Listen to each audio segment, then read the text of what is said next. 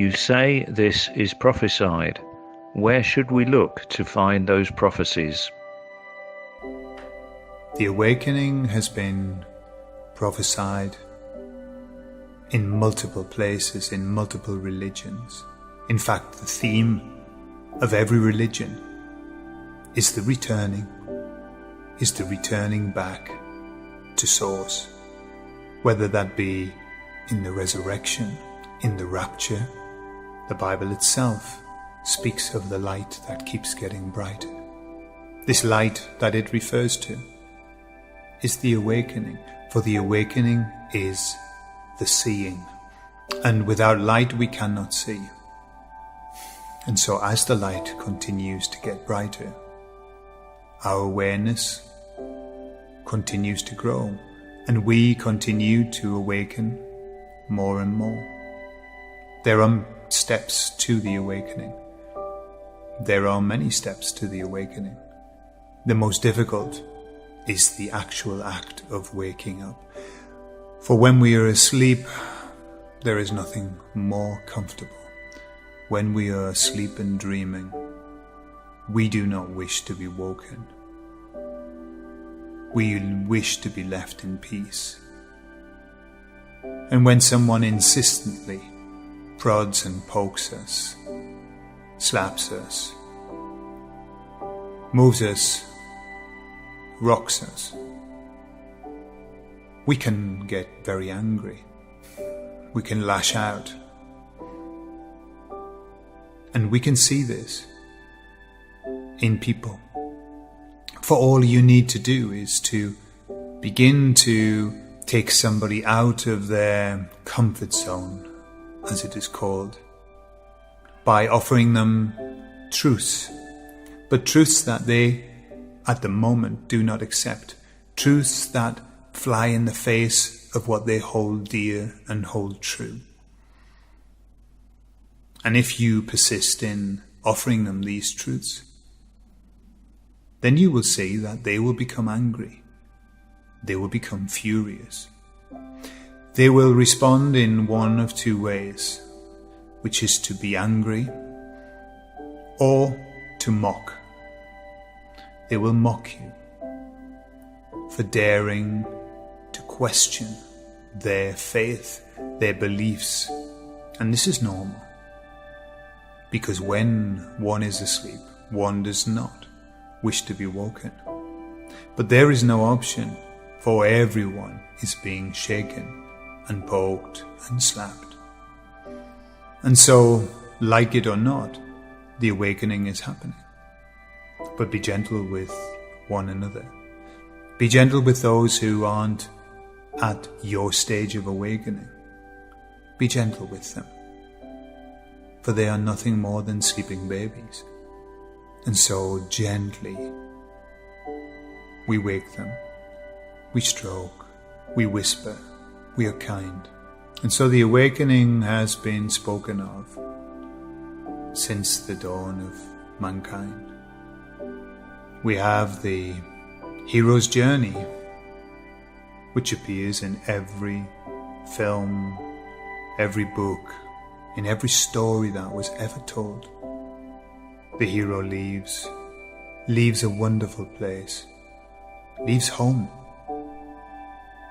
The hero travels and must fight monsters, battles, must suffer, so that he learns. And finally, when he has achieved, when he has discovered his treasure, he returns home. And why is it that that story is so powerful for every one of us? Why is it that that hero's journey appears everywhere? Because we resonate with that hero's journey, because it is our journey. Because we were sent, ousted, thrown from home. We were sent out into the darkness to fight the monsters, to build our strength, to find love, and to return home. And of course, the hero can only return home when he is fully awakened. when he fully understands what is important and what isn't important, when he understands what real treasure is, and when he understands what real love is. And for that reason we say that it is prophesied, for it is all we ever talk about. Amen. What do you mean when you say, we are not what or who we think we are? What or who are we? We have already spoken of this, but we will speak again.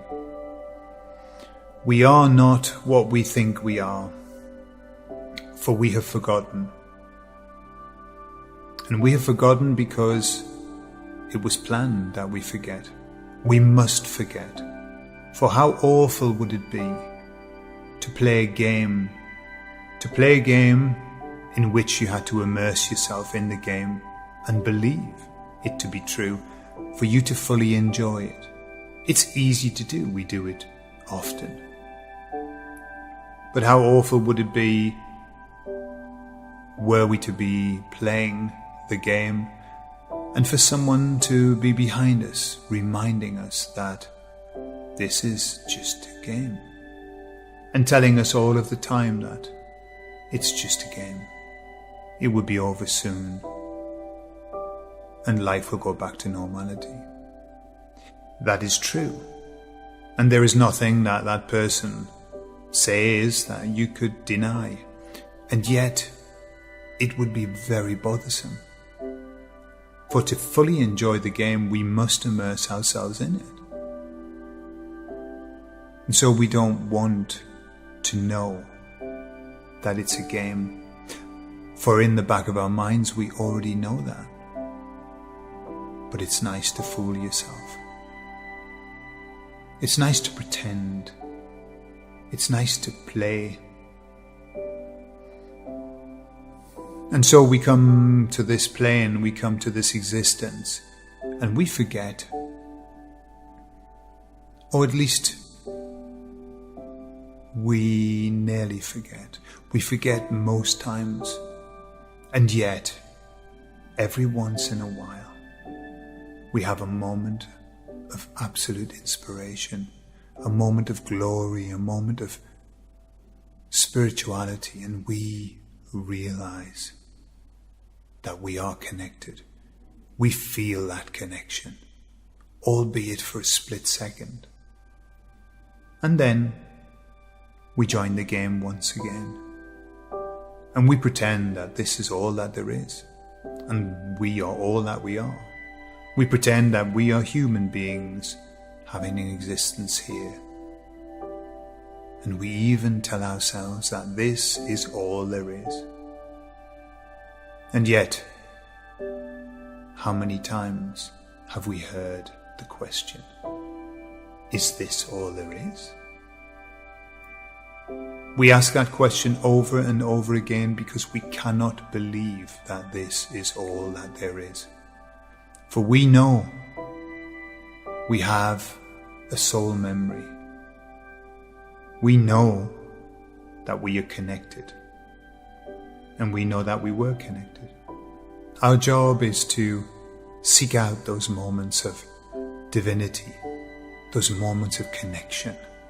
Seek them out. And then, when you choose to play the game, play it fully.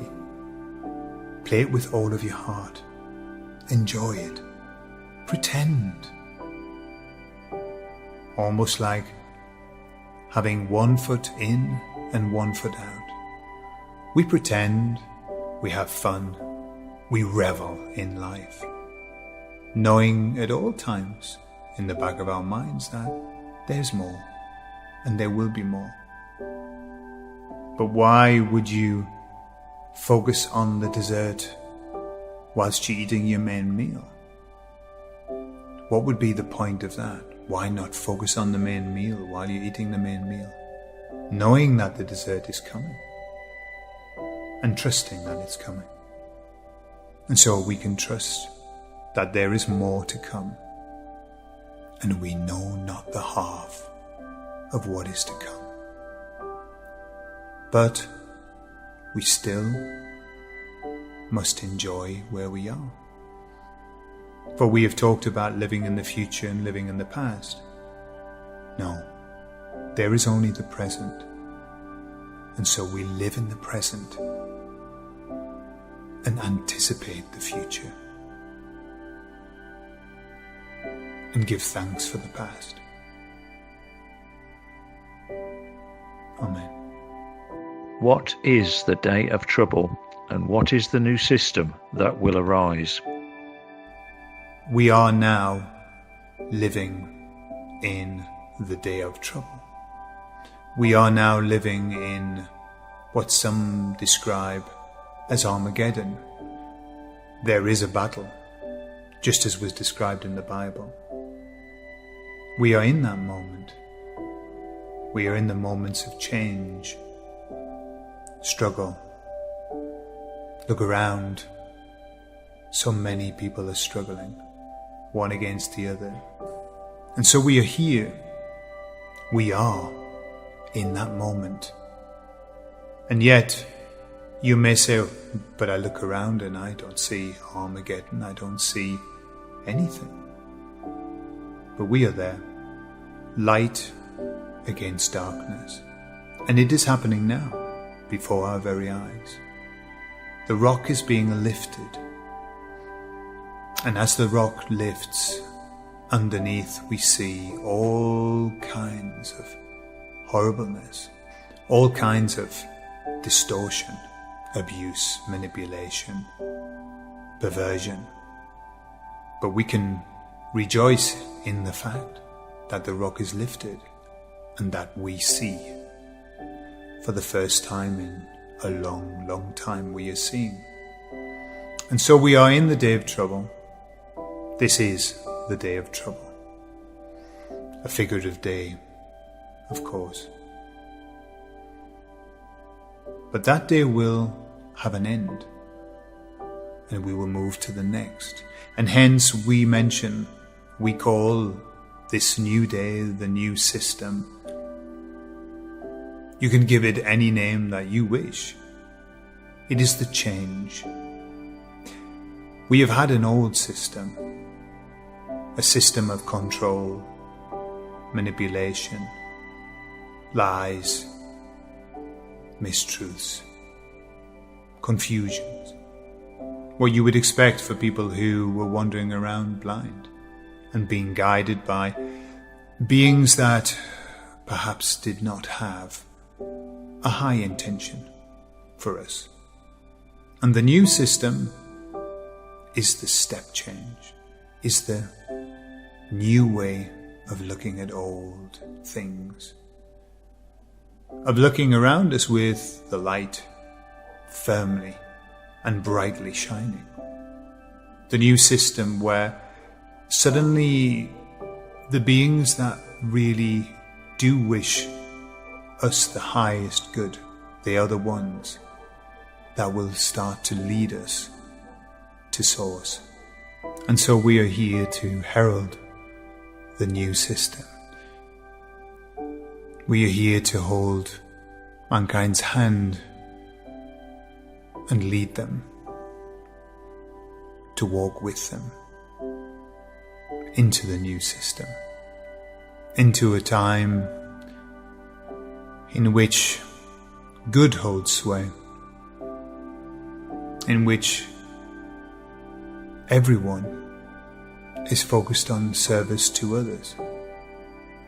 A time in which the people who were focused on self are no longer present. For this new system is of a higher vibration, and those that are stuck in that heaviness, in that selfishness, in that service to self, they cannot enter the kingdom of God. Just as a drop of oil cannot enter into water, and there it stays, castigated, floating, separate. Those with that heavy energy are unable to enter purely through the laws of physics. For They are of the heavy variety. They have the heavy energy. And we and those who move with us are of the light and the lighter variety.